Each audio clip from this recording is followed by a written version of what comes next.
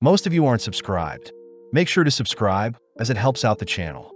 Without further ado, the show opens with our MC Taro Sakamoto, a highly respected hitman, seen coldly marching through enemy territory. Spotting several men firing at him, Sakamoto nonchalantly deflects the projectiles, dashing through the men only to dispatch them one by one.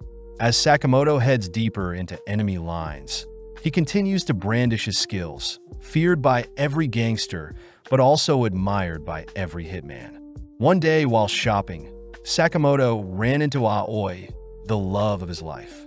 Having fallen in love, Sakamoto quit his life as a hitman and got married to Aoi only to help give birth to Hana. Now living the life of a family man, we cut to the present where Sakamoto runs a convenience store, but outside a blonde kid states he's finally tracked down Sakamoto. Hard at work, Sakamoto watches as a kid draws a target on his store's sliding doors, asking for a free juice box if he hits a bullseye. With Aoi and Hana watching the boy miss, the boy asks for another go, accidentally spilling some of his calligraphy ink on a businessman that enters the store. Annoyed, the businessman prepares to punish the boy, but Sakamoto steps in, scaring the businessman with his sheer aura. Sakamoto had prepared to assassinate the businessman with a pen, but luckily no violence was needed. But everyone suddenly notices a blonde boy in his store.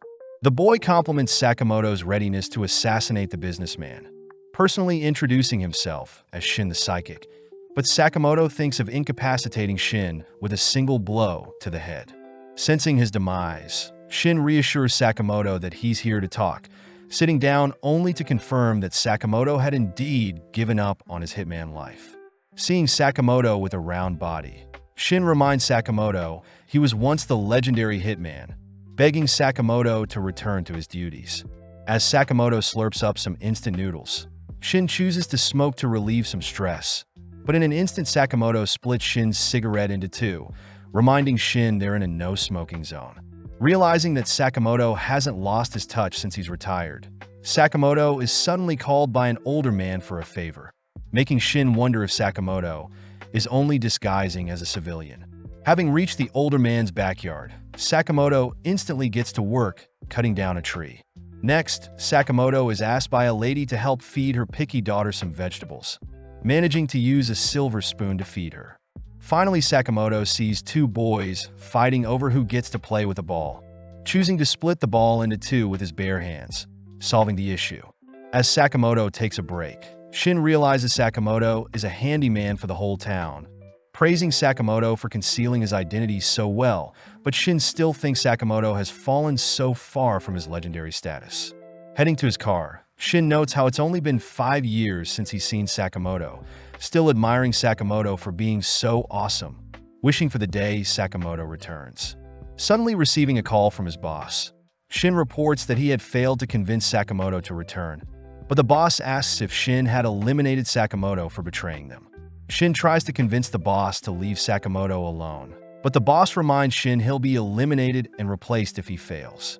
That night, Shin washes up, thinking back on his missions with Sakamoto, knowing he should be the one to put his old partner down. Heading back to the store the next day, Shin walks past Aoi, Hana, and the boy playing, apologizing in advance. Upon entering Sakamoto's store, Shin tells Sakamoto he'll be leaving town today, choosing to pull out his gun as he bids farewell to Sakamoto. Seeing Shin pull the trigger, Sakamoto chooses to spit his cough drop as Shin's bullet, deflecting it onto a bag of chips on the counter. Trying to reload, Shin is distracted by an ice cream flung at him, but suddenly realizes that Sakamoto has disappeared. Cautiously scanning the aisles, Sakamoto manages to distract Shin by making some noise in one of the aisles, only to make use of a rubber band and some cough drops to snipe Shin through the shelves. Rushing to evade Sakamoto's cough drops, Shin and Sakamoto catch a glance of each other at the end of the aisle, but Sakamoto tosses a cream puff at Shin, obstructing his vision. Having bought enough time, Sakamoto sneaks up from behind, winding up a torrential kick that sends Shin flying through several shelves, reminding Shin of when he used to train with Sakamoto. As Shin falls unconscious, he suddenly awakens a few hours later, spotting Hana and Aoi relieved to see him awake, learning he had been brought to the second floor of Sakamoto's store. Seeing Sakamoto's loving family, Shin gets weirded out, confused as to why they're serving him a lovely meal even after his assassination attempt. Believing the food to be poisoned, Shin chooses to face the challenge head-on, but instead begins breaking down, grateful to be served such a delicious and hearty meal. Finally understanding why Sakamoto retired, Shin and Sakamoto head outside, prompting Shin to graciously thank Sakamoto and his family for taking care of him. With Sakamoto asking Shin to come again soon, we cut to later that night, where Shin sits before his boss and his gang, begging his boss to let Sakamoto live. The boss and his henchmen scoff at such a pathetic request, reminding Shin that Sakamoto must be eliminated, having abandoned their organization. But Shin offers to give his life for Sakamoto. With the boss accepting Shin's offer, the boss secretly thinks about how gullible Shin is, but having already expected the boss to lie to him, Shin turns his gun on the boss. As Shin begins a shootout with his former organization, we cut to Sakamoto listening in on their conversation, choosing to transform his convenience store into an armory littered with deadly weapons. As Sakamoto opts for a stun gun, we cut back to Shin, who slowly begins dismantling the enemies, switching from his gun to martial arts to dispatch the men. Unfortunately, Shin is caught off guard, struck by a bazooka, but still manages to run for cover. With the men rallying together, the boss reminds everyone that Shin is a psychic, meaning he can read people's minds if they're close enough. Continuing his onslaught, Shin takes out a few more men, realizing he has a single magazine left, ultimately getting struck in the leg by a bullet. Falling onto his knees, Shin is surrounded, finally giving up. Luckily, Sakamoto appears, paralyzing the men surrounding Shin. As the boss orders his men to take out Sakamoto, Sakamoto nonchalantly opens a pair of chopsticks, increasing his speed to knock out the men, all whilst flexing he can catch the bullets with chopsticks. Spotting a man wielding a katana, Sakamoto easily evades, kicking the man aside only to block a spray of bullets with pins, slaying the gunman with said pins. Cleaning up the remaining gunmen, Sakamoto locks onto the boss and his remaining henchmen, running to evade the projectiles only to slay the boss with a single slash. With Shin reminded of why he respects Sakamoto so much, Shin realizes Sakamoto had bugged his gun when he was unconscious and is suddenly offered a job by Sakamoto. Sakamoto says he'll pay Shin 800 yen an hour. Cutting to the next day, where Shin has started on his first day, asking Sakamoto to not eat ramen, especially since they're low on stock. As Hana and Aoi compliment Shin's new apron, Shin makes use of his psychic abilities to help out an elderly lady, but is threatened by Sakamoto to keep their past a secret from the others. Fast at work, Shin restocks the shelves and mans the cash register, cutting to later that day, where Shin praises Sakamoto for slaying all those men. Hearing Shin mention Sakamoto slaying people, Aoi reminds Sakamoto he promised to leave his life of a hitman behind, prompting Sakamoto to reassure Aoi that he dealt non-lethal blows. Angry, Aoi reminds Sakamoto they have a family rule, and if Sakamoto ever breaks the rule, she'll divorce him, scaring Sakamoto. When Shin wonders what this family rule is, Sakamoto silences Shin in his mind, both heading to Niokita Chinatown to pick up some items. Seeing Sakamoto pick up some heavenly pork buns for the whole family, and at half the price, Shin admires Sakamoto for being so family-oriented, but Shin is still curious about Sakamoto's family rule. Refusing to explain anything, the duo continue walking, suddenly spotting a pink-haired girl burst through the window of a high-rise, coincidentally collapsing onto Sakamoto. Although Sakamoto is fine, Sakamoto gets sad seeing his pork buns have been squashed, but our duo suddenly sees several men call out to the pink-haired girl. Introducing herself as Lu Xiaodang, the mystery girl, Lu scoffs at the men's pathetic attempts to catch her, but Shin notices Sakamoto is more sad, thinking about how upset Hana and Aoi will be having no buns to bring home. As the men rush Lu, she begins knocking out the men with her martial arts, something Shin recognizes as Tai Chi, watching as 3 men suddenly surround Lu. Even still, Lu tosses and knocks out 2 of the men, unfortunately captured by the third.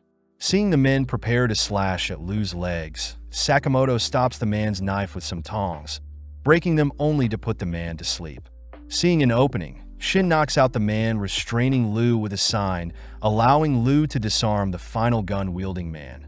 knocking him out. As the trio catch their breaths, they suddenly hear an even larger swarm of men chasing after them, forcing Sakamoto to pick Lu up, all three fleeing from the swarm. Elsewhere, we see a henchman reporting that they've failed to capture Lu, pissing Wang off, the CEO of Danshokai Incorporated. Wang reminds everyone he slayed Lu's entire village, and still they failed to capture her. But before Wang can dismiss his men, a knife decapitates his messenger's head.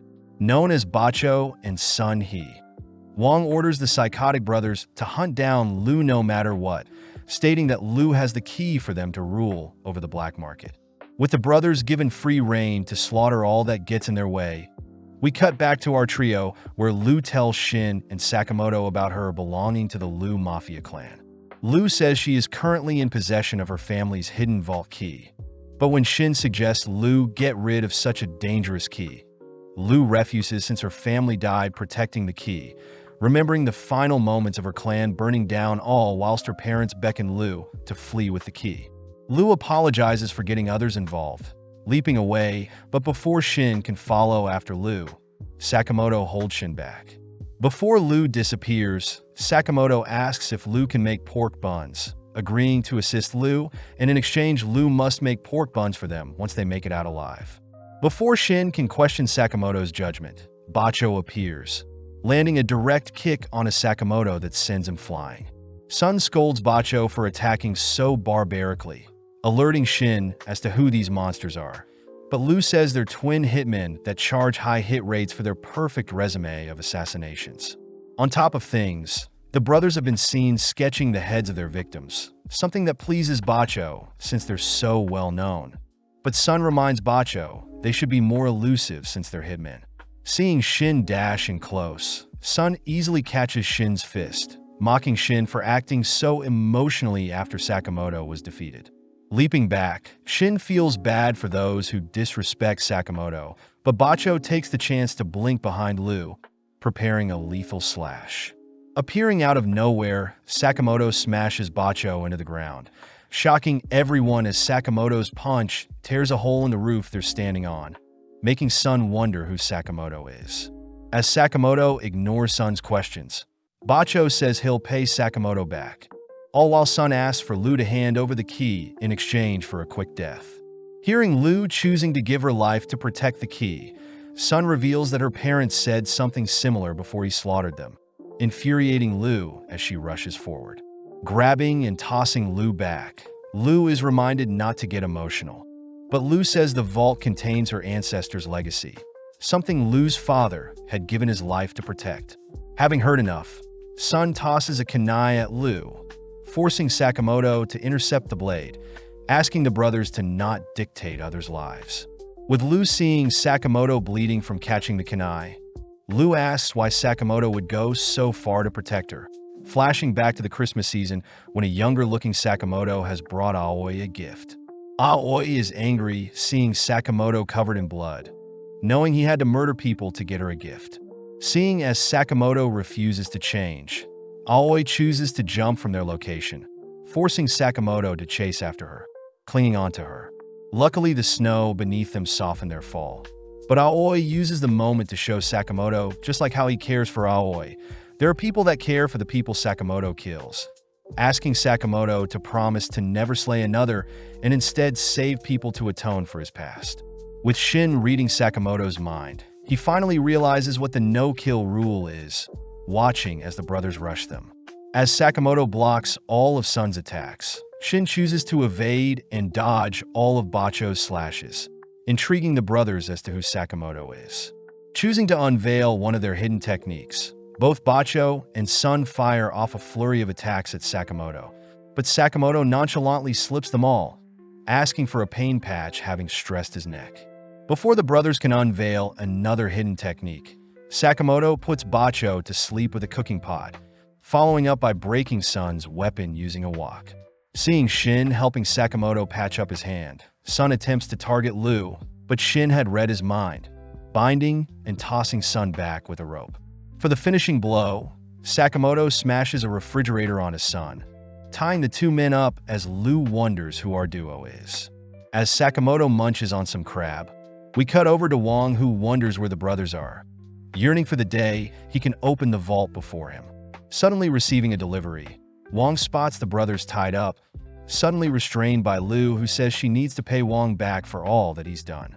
A few minutes later, Lu is seen repeatedly punching Wong, exciting Shin as he wants to join in, but Sakamoto prepares to put Shin to sleep. Having had enough, Lu says she shouldn't slay people and instead should live a happy life, choosing to finally unlock the vault with her key. As the trio head inside, they're amazed by the antique relics littered all over the vault. Something Shin reads are valuable items every past leader of the Lu clan treasures. Seeing the item her father left behind, Lu reads that her father had left behind some valuable booze to one day share with Lu, making Lu treasure her family. Sitting down, Sakamoto unveils the squished pork buns, snacking on them as Lu remarks the Japanese buns are pretty tasty. The next morning, Shin sees reports of the aftermath of their brawl with Wand and the brothers, suddenly seeing Sakamoto enter the store exhausted. Seeing Lu enter with an apron, Shin wonders why Lu doesn't just sell her family's vault instead of working. But Sakamoto reminds Shin that he is now part of the family and must follow their family's no-kill rule. At the same time, we see several figures receive a bounty on Sakamoto and Shin, with Sakamoto's bounty valued at 1 billion yen. With several days passing, Lu continues to show up to work, but is scolded by Shin for being 2 hours late. Restocking the aisles, Shin calls out Lu for placing detergent in the drinks section of the fridge, but Lu says customers can figure it out themselves, stuffing everything into one place. Shin wonders if Lu has ever worked a job in her life, learning that Lu used to help her dad dig and bury strange bags, but this makes Shin ask for Lu to be fired. Hearing the two argue, Sakamoto asks for Shin to not say such mean things and that Lu should apologize when she's late, shocking the two.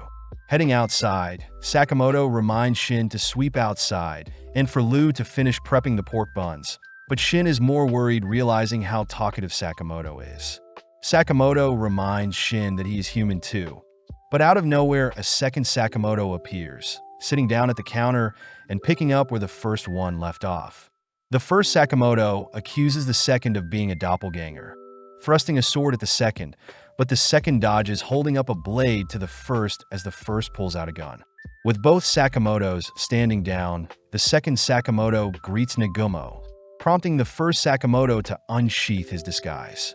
Shin gets terrified, unable to read Nagumo's mind, watching as Nagumo turns and laughs at both himself and Lu. Annoyed, Shin and Lu punish Nagumo, demanding to know how Sakamoto knows Nagumo, learning that Nagumo works in the supermarket across the street and is friends with Sakamoto. Hearing Nagumo mention he is 18, Shin wonders how Sakamoto met him, but Sakamoto reveals Nagumo is 27 and that there is no supermarket across the street. Seeing as Nagumo lied to them again, Shin and Lu beat and tie Nagumo up, prompting Nagumo to mention that Sakamoto has a 1 billion yen bounty on his head, but Lu and Shin refuse to believe another one of Nagumo's outrageous lies. Nagumo states the JA had recently decided on it, and the news will be released tomorrow, but just then a pizza delivery arrives, exciting everyone. As the delivery man places the pizza on the counter, Nagumo says there are rumors of Sakamoto's legendary return, but just then Shin reads the delivery man's mind, hearing the man mocking everyone. Deeming himself to be Pizza Nakajima, Nakajima is revealed to be a hitman, using the tied-up Nagumo as a hostage. Upon seeing Sakamoto and Lu nonchalantly eating pizza, Nakajima warns Sakamoto to take him seriously, but in an instant Nagumo appears behind Nakajima, placing him in a stranglehold. As Nagumo tightens his grip, Sakamoto orders Nagumo to release the unconscious man, making Nagumo ask if Sakamoto will truly survive without killing.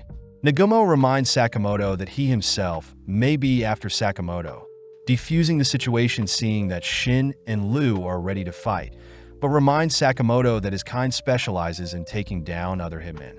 Before Nagumo leaves, Sakamoto asks who is benefiting from his death, but Nagumo has no idea, calling out how stupid it was for Sakamoto to draw attention to himself when he wiped out Wong and his company. Nagumo says there won't be any more newbie assassination attempts, taking Nakajima with him only to bid farewell to Sakamoto, disappearing before Shin can follow him. As Sakamoto turns to face the pizza box, we zoom out to see several people watching Sakamoto through the pizza box, all refusing to believe such a fat man could be worth 1 billion yen.